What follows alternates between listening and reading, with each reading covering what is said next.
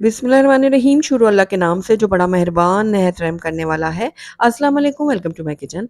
आज आपसे शेयर करूंगी वेजिटेबल बिरयानी की बहुत ही अमेजिंग सी रेसिपी, जिसका एक एक दाना बहुत ही खिला खिला सा बनकर तैयार होगा और उसके साथ ही ये बहुत ज़्यादा लजीज भी बनेगी। आप इस बिरयानी को सर्व कर सकते हैं सिंपल रायते के साथ, सैलेड के साथ, जिससे इसका टेस्ट जो है ना वो और भी दुबाला हो जाएगा।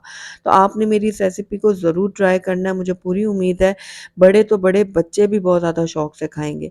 तो चलिए फिर वक़्त ज़ाय किए बगैर इस मज़ेदार और बहुत ही लज़ीज़ वेजिटेबल बिरयानी को घर में बनाना सीखते हैं। तो बेहतरीन सी वेजिटेबल बिरयानी बनाने के लिए सबसे पहले हम इसका एक ख़ास खुशबूदार सा मसाला तैयार करेंगे। उसके लिए मैंने यहाँ पर 8 से 10 अदद सब्ज़ इलायचियाँ ले ली हैं, इनको हम कूट लेंगे। जब इलायचियों के ऊपर के शेल से उसके जो दाने हैं वो अलहदा हो जाए ना, तो आपने इसके ऊपर की स्किन जो है ना वो निकाल देनी है। ये देखिए दाने अलहदा हो गए हैं, ये स्किन अलहदा हो गई है। बस ये बाकी के दाने भी निकाल लें इस तरह से और इनको आप अलहदा कर लें। ये जो इसके ऊपर के छिलके हैं ना, इनको आप चाय की पत्ती वाला जो डब्बा होता है उसमें डाल दें या शुगर पॉट में डाल दें, बहुत ही अच्छी खुशबू आ जाएगी। तो इनको अलहदा करके एक तरफ रखती हूँ और जो इसके दाने हैं ना इलायची के, इनको हमने अच्छे से पीस लेना है, यानी बारीक पाउडर तैयार कर लेना है। तो यहाँ पर देखिए इलायचियों को मैंने बहुत अच्छी तरह से कूट लिया है और ये देखिए बिल्कुल बारीक हो गए हैं ये देखिए। तो बस अब इसके अंदर हम ऐड करेंगे आधा छोटा चम्मच जायफल जावित्री का पाउडर और साथ ही 1 चाय का चम्मच भरकर इसके अंदर हम ऐड कर देंगे गरम मसाला पाउडर। तीनों चीज़ों को हम बहुत अच्छी तरह से मिक्स कर लेते हैं और ये लीजिए बहुत ही खुशबूदार सा मसाला रेडी हो गया है। बस इसको अब एक कटोरी में निकाल कर एक तरफ रखते हैं, चलते हैं नेक्स्ट स्टेप की तरफ। तो दूसरी तरफ यहाँ पर मैंने कुछ सब्जियाँ ले ली हैं। मैंने यहाँ पर 200 ग्राम ले ली है फूल गोभी, 2 मैंने गाजरें ली हैं बड़े साइज़ की, 3 मीडियम साइज़ के आलू लिए हैं जिनको लंबाई में काट लिए, 1 कप मटर ले लिए।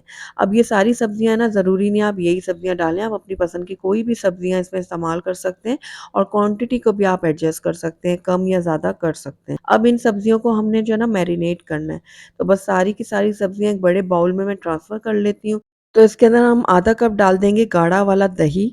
उसके बाद इसके अंदर मैंने यहाँ पर 1 चाय का चम्मच लिया है शाह ज़ीरा, जिसे काला ज़ीरा भी कहते हैं। अगर आपके पास है तो ज़रूर ऐड कीजिएगा, इससे बहुत अच्छी खुशबू आएगी, वरना आप जो आम वाला ज़ीरा होता है ना रेगुलर सफ़ेद, वो भी डाल सकते हैं। 1 चाय का चम्मच मैंने धनिया पाउडर ऐड किया है, 1 चाय का चम्मच लाल मिर्चों का पाउडर ऐड किया है, आधा छोटा चम्मच मैंने हल्दी पाउडर ऐड किया और यहाँ पर मैंने 2 खाने के चम्मच बिरयानी मसाला ऐड किया है, किसी भी कंपनी का डाल सकते हैं। लेकिन अगर आप नहीं डालना चाहते, स्किप करना चाहते हैं तो कर दें। बाकी के मसालों की क्वांटिटी को आप बढ़ा दीजिएगा। साथ ही इसके अंदर मैंने 1 चाय का चम्मच जो है ना चिकन पाउडर भी ऐड किया है, इसको भी मिक्स कर लेते हैं। सारे मसालों को मैंने सब्जियों के ऊपर बहुत अच्छी तरह से लगा दिया है, बस अब इसको कवर करते हैं और आधे घंटे के लिए हम इसको मैरिनेट होने के लिए छोड़ देते हैं। जब तक हमारी सब्जियाँ फ्राई होती हैं तब तक हम यहाँ पर इसका मसाला तैयार करते हैं। तो उसके लिए मैंने कढ़ाई ले ली है, उसके अंदर मैं ऐड कर दूँगी 3/4 कप घी। आप चाहें तो ऑयल का भी इस्तेमाल कर सकते हैं। यहाँ पर मैंने 2 बड़े साइज़ की प्याज़ ली थी जिसको मैंने बारीक काट कर इसके अंदर ऐड किया है। अगर आप ग्राम्स में देखें तो ये तकरीबन 300 ग्राम्स बनती हैं। तो बस ये देखिए प्याज़ को अब हमने लगातार चम्मच चलाते हुए फ्राई कर लेना है और यहाँ पर देखिए प्याज़ ने अपना कलर चेंज करना शुरू कर दिया है। बस आपने चम्मच अब बिल्कुल भी नहीं छोड़ना, लगातार चम्मच चलाते हुए आप इनको फ्राई कर लें और ये देखिए बहुत ही ज़बरदस्त सी हमारी प्याज़ फ्राई हो गई है। निकाल लेते हैं इसको एक प्लेट में और इसको हम इस तरह से फैला कर डालेंगे ताकि ये प्याज़ हमारी अच्छी तरह से क्रिस्पी हो जाएँ। तो सारी की सारी प्याज़ मैंने प्लेट में डाल दी है और इसको अब हम एक तरफ रख देते हैं, चलते हैं नेक्स्ट स्टेप की तरफ। तो जिस घी में मैंने प्याज़ को फ्राई किया था उसी के अंदर हम कुछ खड़े मसाले ऐड करेंगे, जिसमें मैंने 2 तेज़पात के पत्ते लिए हैं, 2 दालचीनी के टुकड़े लिए हैं, 2 छोटी इलायचियाँ ली हैं और 3-4 लौंग ले ली हैं। तो ये खड़े मसाले मैंने डाल दिए, अब इनको हम हल्का-हल्का सा फ्राई करेंगे घी में ताकि इनकी खुशबू आ जाए। ज़्यादा तेज़ गरम घी में आपने खड़े मसालों को नहीं ऐड करना। अब इसके अंदर हम ऐड कर देंगे लहसुन अदरक का पेस्ट तकरीबन 1 खाने का चम्मच भरकर। लहसुन अदरक को अब हम हल्का-सा फ्राई कर लेते हैं ताकि इसका जो कच्चापना है वो ख़त्म हो जाए। जैसे ही लहसुन अदरक फ्राई होगा ना, वैसे ही इसके अंदर हम टमाटर का पेस्ट ऐड करेंगे। मैंने 2 यहाँ पर बड़े साइज़ के टमाटर लिए थे, इनका पेस्ट मैंने बनाकर इसके अंदर ऐड कर दिया। अगर आप टमाटर नहीं ऐड करना चाहते, तो फिर जब आपने सब्जियों को मैरिनेट करते हुए दही डाली थी ना आधा कप, वो आप 1 कप डाल दीजिएगा। तो यहाँ पर देखिए टमाटर को मैंने कुछ देर के लिए पका लिया है। जैसे ही इसमें हल्के-हल्के से बॉयल आना शुरू होंगे ना, हरी मिर्चें तकरीबन 3 मैंने बड़े साइज़ की हरी मिर्चें ली हैं जिनको दरमियान से काट कर इसके अंदर ऐड किया है।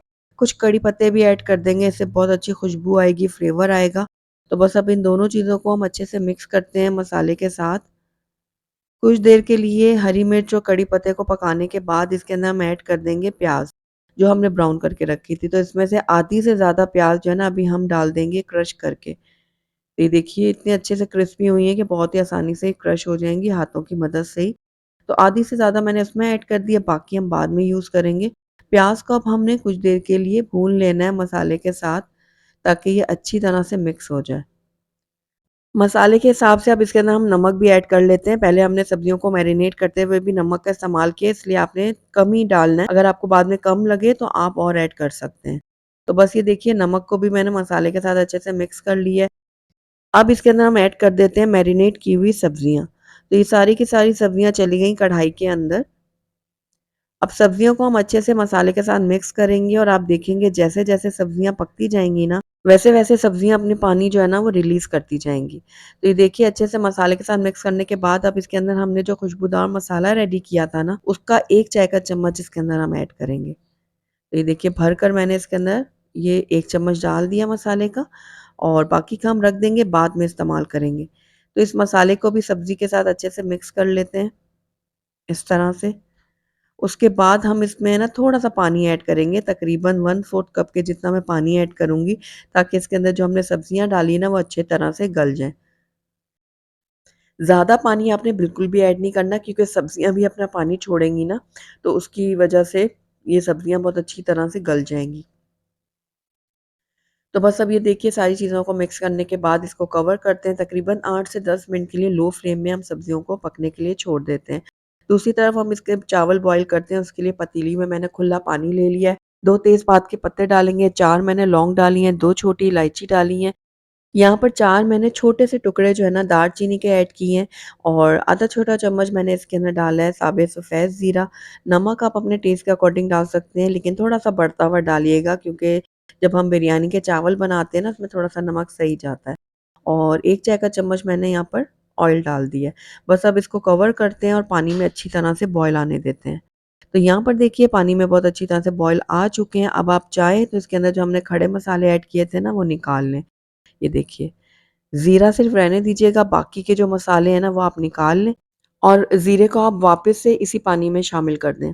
अब इसके अंदर हम ऐड कर देंगे 1 खाने का चम्मच भरकर सफ़ेद सिरका, इससे हमारे चावल बहुत ही खिले-खिले से बनेंगे। सिरका ऐड करने के बाद जो है ना हम इसके अंदर अपने चावल भी ऐड कर लेते हैं। तो मैंने तकरीबन जो है ना यहाँ पर 3 कप चावल लिए थे जिनको मैंने अच्छी तरह से धोकर और 1 घंटा पहले भिगो के रख दिया था। तो बस चावलों का पानी गिराने के बाद मैंने चावल जो है पतीली में शामिल कर दिए, इनको हल्के हाथों से हम मिक्स करेंगे क्योंकि चावल ऑलरेडी बहुत नरम हो चुके हैं ना, तो तेज़ से चम्मच आपने नहीं चलाना। चावलों को उबलने देते हैं, तब तक हम अपनी सब्जियों को चेक कर लेते हैं।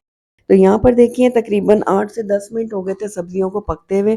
पानी आप देख रहे हैं बिल्कुल ड्राई हो गया है सब्जियों का और सब्जियाँ भी हमारी बहुत अच्छी तरह से गल चुकी हैं।